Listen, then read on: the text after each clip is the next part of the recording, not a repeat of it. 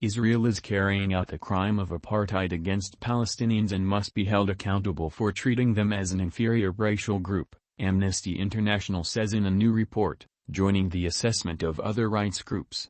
Released on Tuesday, the 280-page report, PDF, by the leading rights group details how Israeli authorities enforce a system of oppression and domination against the Palestinians. Keep reading. List of 3 items. List 1 of 3 Palestine. Femicide highlights need for domestic violence law. List 2 of 3 Palestine Festival fates films on life under Israeli occupation. List 3 of 3 infographic, Palestine's olive industry. End of list. Its damning investigation lists a range of Israeli abuses, including extensive seizures of Palestinian land and property, unlawful killings, forcible transfer, drastic movement restrictions, administrative detention and the denial of nationality and citizenship to Palestinians. It describes these as components of a system that amounts to apartheid under international law. This system is maintained by violations which Amnesty International found to constitute apartheid as a crime against humanity, the group said in a statement. Yair Lapid, Israel's foreign minister and alternate prime minister, rejected the report as divorced from reality and alleged that Amnesty echoes the same lies shared by terrorist organizations. He also charged that Amnesty had an anti-Semitic agenda. I hate to use the argument that if Israel were not a Jewish state, nobody in Amnesty would dare argue against it, but in this case, there is no other possibility, he said.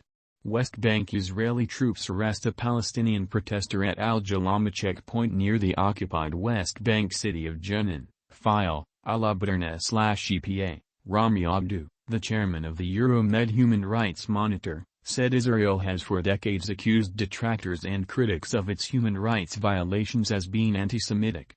This policy is adopted by the Israeli Ministry of Strategic Affairs and supported by such systematic practices of labeling critics, he told Al Jazeera. Israel's frequent use of the term anti-Semitism has discredited its accusations and proven that they are only used as a proactive tool for the purpose of intimidating activists, critics and organizations. The accusation is not just leveled at those who are critical of Israel, but also those who are on the fence or act neutral, Abdu added. Jewish majority. Since its establishment in 1948, Israel has pursued a policy of establishing and maintaining a Jewish demographic majority, the report said. Israel also exercises full control over land and resources to benefit Jewish Israelis, including those in illegal settlements. After the 1967 war, during which Israeli forces occupied all of historical Palestine, Israel extended this policy to the occupied West Bank as well as the Gaza Strip, which has been under a crippling siege since 2007. Today, all territories controlled by Israel continue to be administered with the purpose of benefiting Jewish Israelis to the detriment of Palestinians, while Palestinian refugees continue to be excluded, the London-based group said. Our report reveals the true extent of Israel's apartheid regime. Whether they live in Gaza, East Jerusalem and the rest of the West Bank, or Israel itself, Palestinians are treated as an inferior racial group and systematically deprived of their rights, said Agnes Callamard, Amnesty's Secretary General. Speaking at a press conference in occupied East Jerusalem, Callamard called on the international community to take resolute action against the crime against humanity being perpetrated in order to maintain the system of apartheid. It is the cruelty of the system, the intricate evolving administration of control, dispossession, and inequality, and the incredible detailed bureaucratization upon which that system is predicated, she said. It's sheer banality, and at times absurdity that has taken my breath away. Our conclusions may shock and disturb, and they should, she continued. Some within the government of Israel may seek to deflect from them by falsely accusing Amnesty of attempting to destabilize Israel, or being anti-Semitic, or unfairly singling out Israel. But I am here to say that these baseless attacks, barefaced lies, fabrications on the messenger will not silence the message in an organization of 10 million members the world over.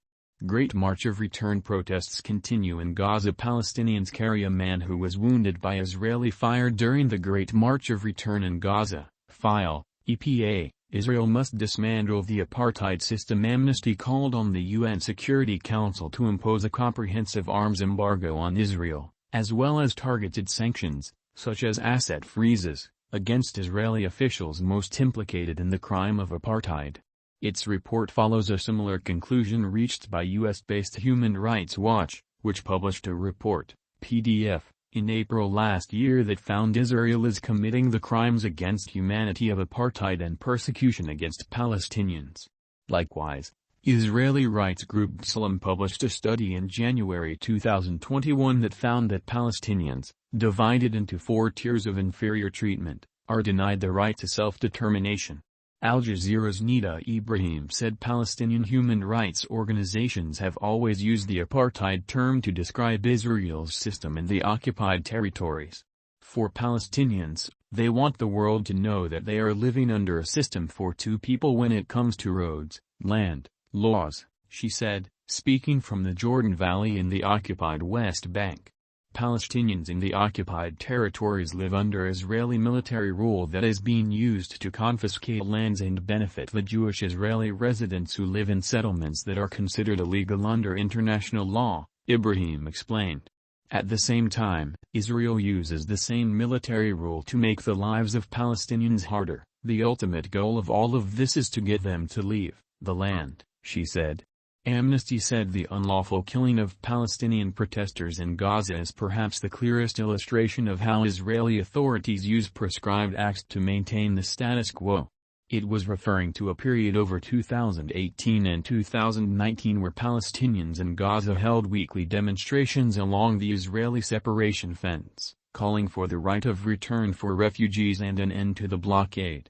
The Great March of Return protests were met with violence by Israeli forces, who fired tear gas canisters, rubber bullets and live ammunition, mostly by snipers.